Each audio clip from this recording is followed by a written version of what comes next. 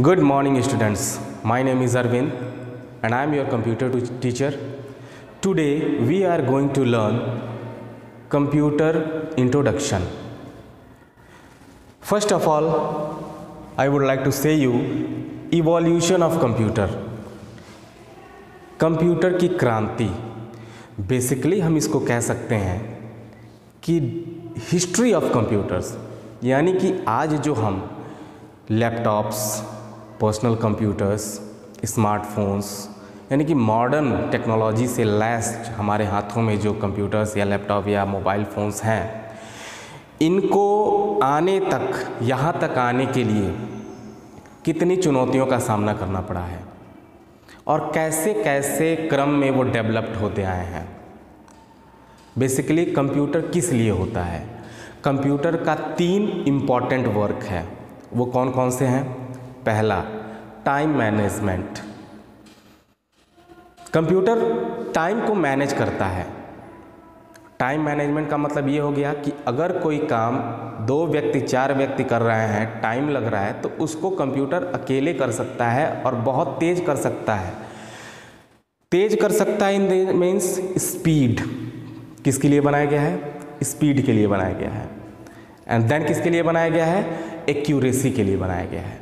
हम गलती करते हैं, हम जब कोई काम करते हैं तो डेफिनेटली हमसे गलती होता है, बट कंप्यूटर अगर कोई काम करता है तो उससे गलती नहीं होता है, क्योंकि उसको हम जो इंस्ट्रक्शंस देते हैं उसी के हिसाब से वो हमको रिजल्ट देता है।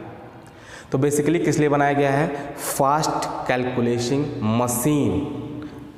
केवल इतना ही नहीं है, केवल वो कैलकुलेशन मशीन तक सीमित नहीं रहा है, अब वो डेवलप्ड हो चुका है, मल्टीपर्पज़ वर्क के लिए डेवलप्ड हो चुका है, यानी कि विविध तरीके से बहुत सारे काम हम कर सकते हैं उस पर। कैलकुलेशन के अलावा भी बहुत सारे काम कर सकते हैं।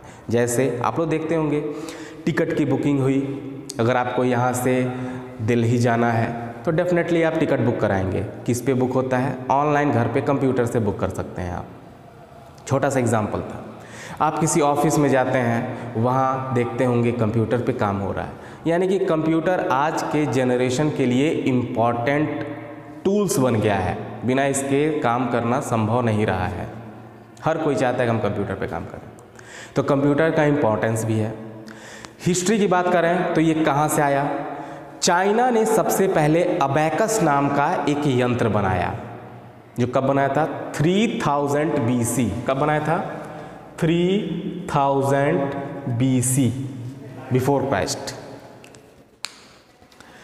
किस लिए बना था? ये पूरी तरह से मैकेनिकल था, ये इलेक्ट्रॉनिक नहीं था, पूरी तरह से मैकेनिकल था। जब मैकेनिकल थे कंप्यूटर्स, तो इनको भी हम कंप्यूटर की कैटेगरी में रखते हैं, लेकिन पूरी तरह से नहीं रखते। क्यों? क्योंकि इस पे हम सिर्फ कैलकुलेशन का काम ही कर सकते हैं। Calculation in the sense addition, division, multiplication, subtraction, ये सब काम करते हैं। अबैकस कैसा दिखता था थोड़ा सा हम लोग जान लेते हैं, आपके बुक में भी होगा। अबैकस का कुछ रूपरेखा, एक लकड़ी का फ्रेम होता था, इसमें कुछ वायर्स लगे होते थे और उन वायर्स में बीड्स लगे होते थे, मतलब गोलियां, छोटी छोटी गोलियां लगी होती थी, जिनकी मदद से हम कैलकुलेशन करते थे।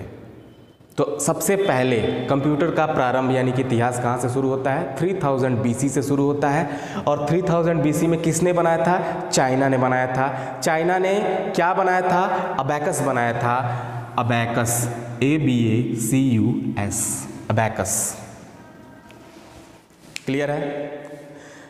अब अबैकस के बाद नेक्स्ट हम बात करते हैं, जो बना था नेपियर्स बोन के द्वारा, जॉन नेपियर के द्वारा बना था, उसको नाम दिया गया था नेपियर्स बोन। अबैकस के बाद एक नया यंत्र बना, किसी ने डेवलप किया, जिसका नाम रखा गया था नेपियर्स बोन। वो कौन थे जिन्होंने नेपियर्स बोन को डेवलप किया? उनका नाम जॉन नेपियर था। कब डेवलप किया था उन्होंने? 1617 में उसको डेवलप किया गया था। किस लिए डेवलप किया गया था? वो परफॉर्म क्या करता था? तो सिंपली वो परफॉर्म करता था multiplication with the repeated additions. Multiplication with the repeated additions, यानी कि वो गुणा का काम करता था, लेकिन क्या रिपीटेड एडिशंस को जोड़ जोड़ के।